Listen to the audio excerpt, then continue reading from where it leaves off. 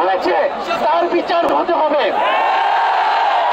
আমরা পদত্যাগ দিয়ে তাকে কোনো এক্সকিউজ দিতে চাই না, তাকে পদত্যাগ করতে হবে, বিচারের আওতায় আনতে হবে।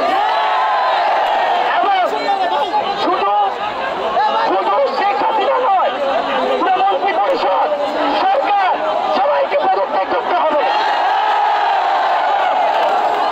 এবং এই যে রেজিম, এই যে ফ্যাসিবাদী শাসন ব্যবস্থা, এটাকে বিলোপ করতে হবে। এবং আমরা এমন একটি বাংলাদেশ গঠন করতে চাই, এমন একটি রাজনৈতিক বন্দোবস্ত তৈরি করতে চাই যেখানে আর কখনোই কোন ধরনের স্বৈরতন্ত্র, কোন ধরনের ফ্যাসিজম ফিরে আসবে না। আমরা সেই এক দফার উদ্দেশ্যে আমাদের এক দফাটি হলো শেখ হাসিনা সহ এই সরকারের পতন এবং ফ্যাসিবাদের বিলোপ।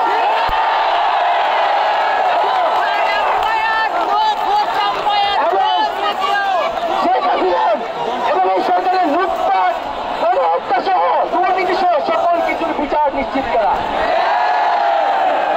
এবং আগের সকল হত্যা, খুন, নিপীড়নেরও বিচার করা হবে। সকল রাজবন্দীদের মুক্তি নিশ্চিত করতে হবে। আমরা প্রয়োজনে জেল মুক্ত করে আমার ভাইদেরকে নিয়ে আসবো।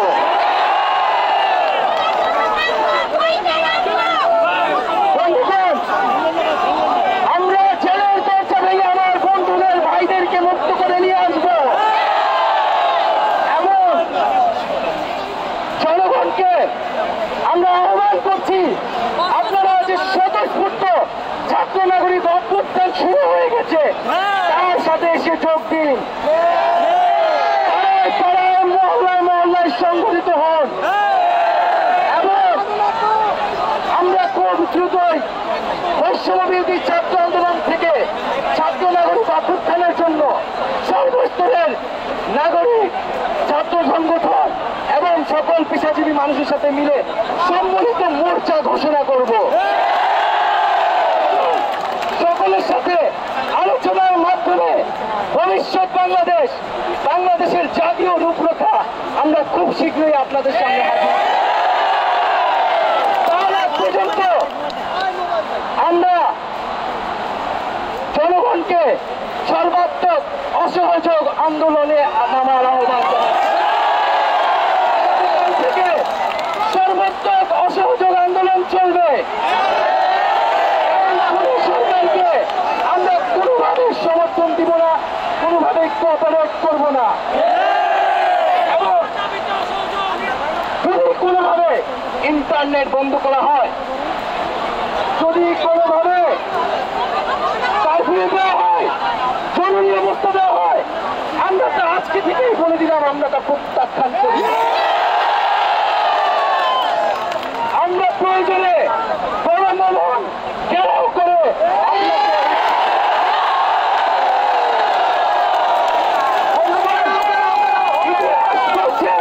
ছাত্র নাগরিককে এখন দায়িত্ব নিতে হবে। আমাদের দাবি জানানোর কেউ নাই, আমাদেরকে আমাদের দাবি বাস্তবায়ন করতে হবে। এবং সবার প্রতি আহ্বান থাকবে, আপনারা শান্তিপূর্ণভাবে অসহযোগ এবং রাজপথে কর্মসূচি পালন করবেন, জনগণকে আস্থা উদ্বুদ্ধ করবেন।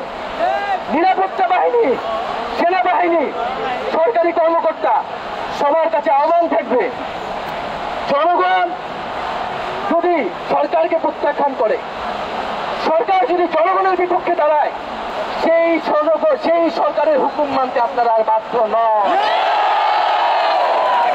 সরকারকে সমর্থন না দিয়ে ছাত্র নাগরিকের পাশে দাঁড়ান। আমরা আপনাদেরকে আমাদের মিছিলে আসার আহ্বান জানাচ্ছি।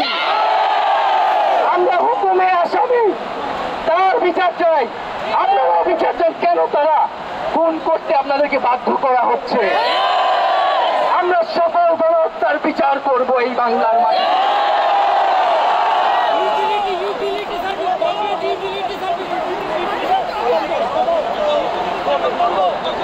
বন্ধুগণ, আমি সংক্ষেপে আমার বক্তব্য শেষ করছি এবং আমরা এক দফার যে সরকার এবং ফ্যাসিবাদী শাসন ব্যবস্থার বিরোধ ঘোষণা করছি, এর জন্য ছাত্র নাগরিকের অভ্যুত্থান আহ্বান করছি।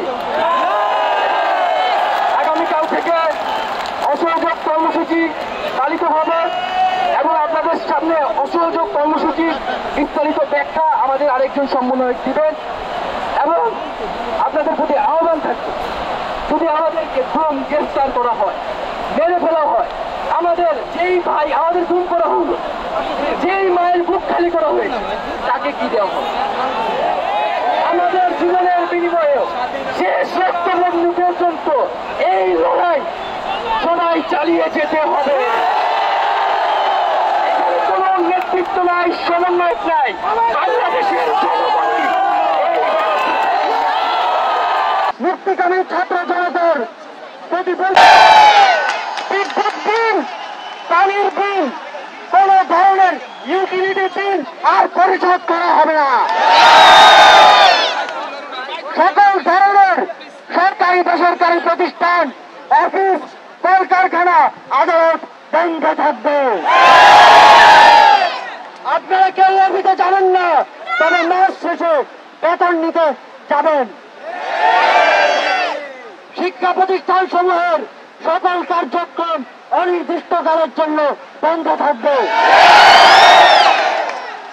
প্রবাসীরা ব্যাংকিং চ্যানেলে কোন প্রকার রেমিটেন্স পাঠাবেন না। সকল ধরনের সরকারি সভা সমাবেশ আয়োজন বর্জন করবেন। বন্দরের কর্মীরা কাজে যোগ দেবেন না, কোন মালামাল খালাস হবে না। দেশের সকল কলকারখানা চলবে না, দেশের কোন গার্মেন্টস তার কার্যক্রম চালাবে না। এই সরকারের পতন না হওয়া পর্যন্ত গণপরিবহন বন্ধ থাকবে। শ্রমিকরা কেউ কাজে যাবে না। আগামী রবিবার এবং প্রতি সপ্তাহের প্রথম দিন রবিবার শুধুমাত্র ব্যক্তিগত লেনদেনের জন্য ব্যাংক খোলা থাকবে। বাকি সাপ্তাহিক কার্য দিবসগুলো ব্যাংক বন্ধ থাকবে। পুলিশ সদস্যরা রুটিন ডিউটি ব্যতীত কোন ধরনের প্রোটোকল ডিউটি, রায়ত ডিউটি, প্রোটেস্ট ডিউটি পালন করবে না।